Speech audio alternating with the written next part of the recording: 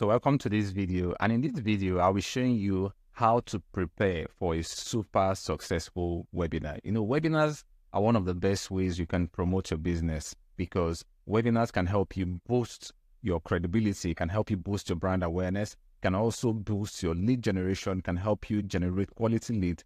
Then above all, webinars can help you increase your sales. So webinars are an important part of our businesses, but you will need to do it well. We need to do it right because you actually have to plan for it and prepare for it. Because if you don't do it right, then you're just going to be getting a lot of thank yous. You're just going to be getting a lot of thumbs up after the webinar and no result or no sales from your webinar. So today we are going to be looking how you can actually plan for your webinar. So what are the things that you need to put in place to actually get results from your webinar? So here's what I need you to do right now. I need you to bring out a pen and a paper, and then we are going to be looking at what you should do or the factors you should consider when actually planning your webinar. So the first thing I want you to do on that plain sheet of paper is at the top of the paper, you're going to write what your goals are. So my webinar goals at the top of the paper, that's what you're going to be putting at the top. Okay, so now we are going to be mapping out the goals. So what are the things that you should actually have or the factors you should consider to have a successful webinar? So the first thing you want to do is you want to ask yourself, how much do I intend to make from this webinar? So how much do you want to make from your webinar or the webinar you actually have or you're putting out? So for example, you want to make $10,000 selling a $297 product. So that's your goal. That's your financial goal. That's what you want to make at the end of the webinar. So you have to make $10,000 selling a $297 product. So the next question you're going to ask yourself is, how many customers do I need to reach my goal? So how many customers do you actually need to convert from that webinar to reach your goals, to reach your goal of $10,000? Now that means for this example that we are giving right now, you need 34 customers. So you need to have 34 customers buying your product at $297 for you to make $10,000. So when you have all those plans out, it makes it easy for you to know what you're doing or how you're going to be doing your marketing. Okay, the next question you're going to ask yourself is, how many people do I need to attend my webinar live? So one thing you need to have in mind is the conversion rates for webinars are usually around 10 to 30%. That means 10 to 30% of live attendees. So that means if you have 10 people on your webinar, you're going to be converting a minimum of 1 to 3 persons, right? So how many people do you need to attend your webinar? Or in my own case here, how many people do I need to attend my webinar to actually get 34 people paying for my product? So if I need 34 people, and let's use the minimum here, which is 10%. So if I need 34 people, that means I need 340 people to attend my webinar so that when I convert 10% of them, I'll be able to get 34 people or 34 sales or 34 new customers. So you need to plan all these things out. And this is what a lot of people do not do. That's why they usually have failed webinars. So the next question you ask yourself is, how many people do I need to register for my webinar? So of course, most times we would say, I need 340 people to register for my webinar and then I will get 34 people. It doesn't really work that way. If you need 340 people to attend your webinar live, then you need much more than that to actually register for the webinar. So the registration to attendance rate of webinars is usually between 30 to 35%. That means about 30 to 35% of all the people who registered for your webinar would attend live. Then a small portion of them would watch the replay. But what we are most concerned about right now is the live attendees, because there's this vibe that comes with those who attend the webinar live. Okay, so how many people do I need to register for my webinar? So in my case, I need 340 people to actually attend live. I need to get 34 customers and I need to make $10,000.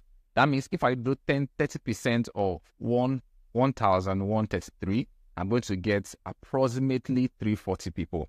So that means I need 1,000 133 people to actually attend or to actually register for my webinar so that I can get 340 people attending that webinar live. So now you already know what your goal is. So this is what you should do to get results from your webinar. So now let's look at the other things you should do.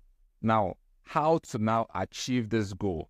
How to get 1,133 people registering for my webinar would be my next plan. So what should be my marketing plan right now? So that I'm able to get 1,133 people actually registering for my webinar. So the first question I will ask myself is, where do my ideal audience hang out and how do I get them? So your ideal audience can be hanging out anywhere. They can be on social media, they can be on the pages of influencers, but how do you get them out of there? That would be the question. So these are the questions you ask yourself. Do you have micro influencers in your niche? Do you have them in your niche? So who are micro influencers? Micro influencers are just people who have some form of influence. They're just beginning their social media journey. They have followers, very active followers, around 10,000, 20,000 people.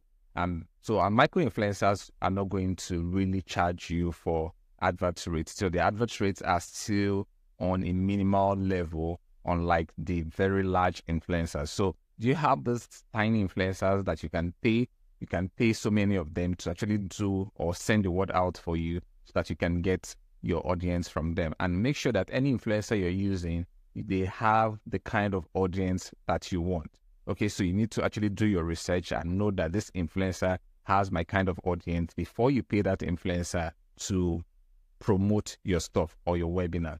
The next question you want to ask yourself is, what media platform should I use? What media platform should you use to promote your business? So sometimes you can use Facebook and Instagram advertising, which is one of the best ways to promote your stuff. You can use Google advertising, and you have blogs or media sites in your industry or around the things that you promote, or blogs that have your kind of audience. Then you can reach out to them and see if they can do a word out there for you, or they can do a sponsored post for you, or they can just put your banner on their blog for a small fee. So the next question you ask yourself is, do you have the organic reach? Organic reach is one of the best ways to actually promote your store, because you're promoting it to people who already know you. So do you already have YouTube subscribers? Do you have Facebook followers? Do you have Instagram followers? Do you have Twitter followers? And make sure that the followers you have actually are interested in the kind of things you do. They're interested in the kind of products that you have in stock, or they're interested in the kind of things you do in your business, because that way you're going to get better results and you're going to even get warm audience to register for your webinars, which is usually one of the best kind of audience you can get to attend your webinar. So do you have all this kind of audiences? So map it out and make sure that you map it out so that you promote your webinars to them. Then the last one is, do you have friends who can do a shout out? This is the last one. Do you have friends who can actually do a shout out for you? So look at all your friends, look at the audience, kind of audience that they have. Can they do a shout out for you? Can they put the word out there for you? Because the more people you can get to your webinar, then the better your conversion would be. The more people you're able to get on your live, and the better your conversion would be. So these are all the things that you need to ask yourself while planning or preparing for your webinar. So the next thing you want to do is your webinar content. So one thing you will need to plan out is your content. A lot of people who do webinars will only plan for the webinar content, right?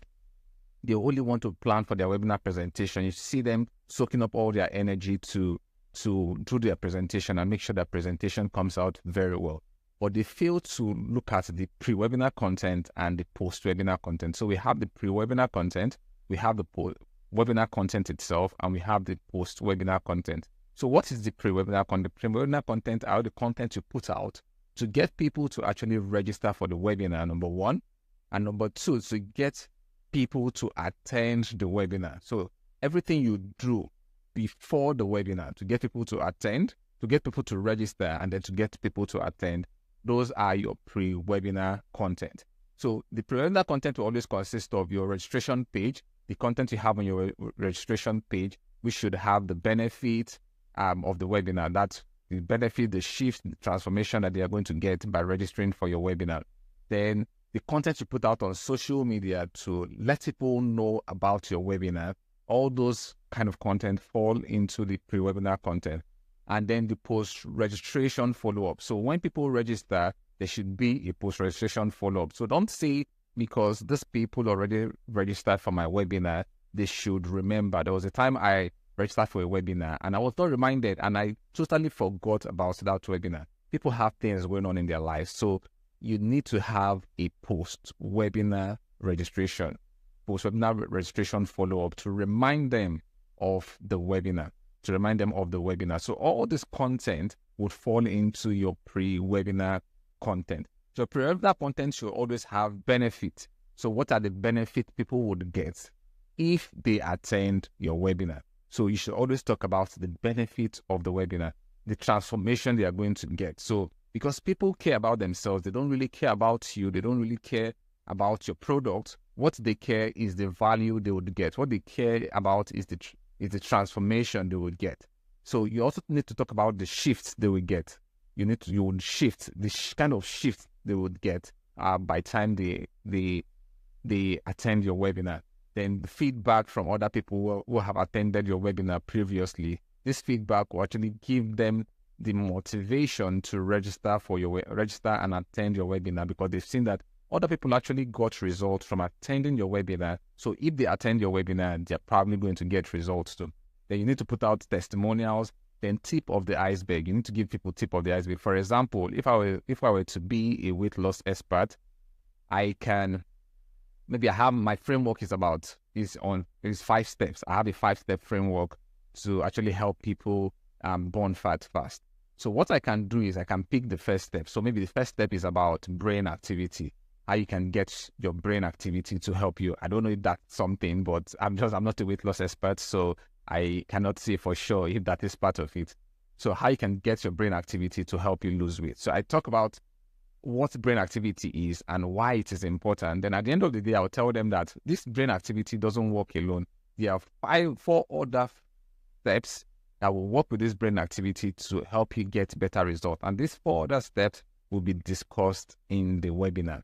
So that way I boost their interest and get them to anticipate the webinar because I've shown them one thing that blew their minds, so they really want to attend the webinar to get the other stuff.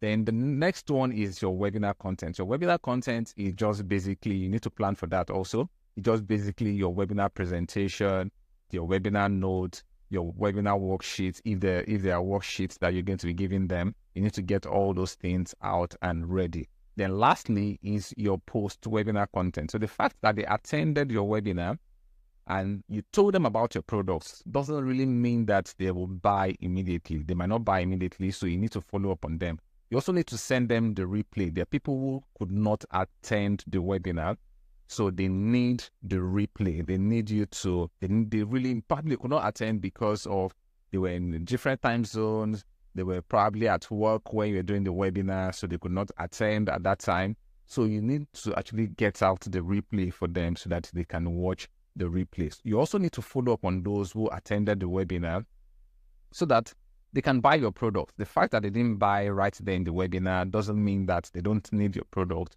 So there should be some form of follow-up to them to actually get them to buy your product.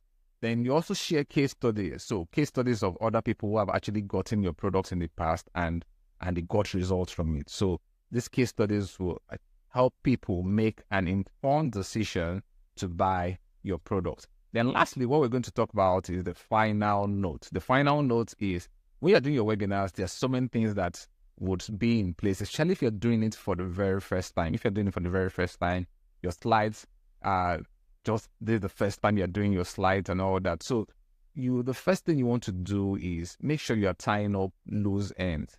You check your microphones to make sure they are working, check your webinar software, test them, check your lighting. If possible, get a trusted friend to join you for a test run, right? So get a trusted friend, get on camera with the person, test all those things, test the microphone, check your slides, check your lighting, check your internet to make sure that internet is strong enough, check your registration page to make sure that everything connects the way it should connect. check your follow-up system. So if you're using email marketing, check your email marketing system to make sure that everything is perfectly working right before you launch out that webinar. Then ask for help if you really need to, because nobody's an island of knowledge. You don't know everything. You're an expert at what you do. You might not be an expert at maybe creating registration pages, creating marketing system and all that. So you can ask an expert for help. You don't really have to do everything yourself, so that you have more time to face your presentation and get results from it. Then lastly, you need to calm your nerves. It's easy, especially if you're doing it for the first time, to have a panic attack when you're doing your webinar. What will people think? Is it going to come out right? You need to really calm down and relax. You've done your slide, you've tested everything is fine. Get proper rest. Sleep if you can, especially a day to your webinar. Get as much rest as you can. Drink a lot of water and sleep if you really have to. Then on the day of your webinar, you're going to be really fresh and ready for your webinar.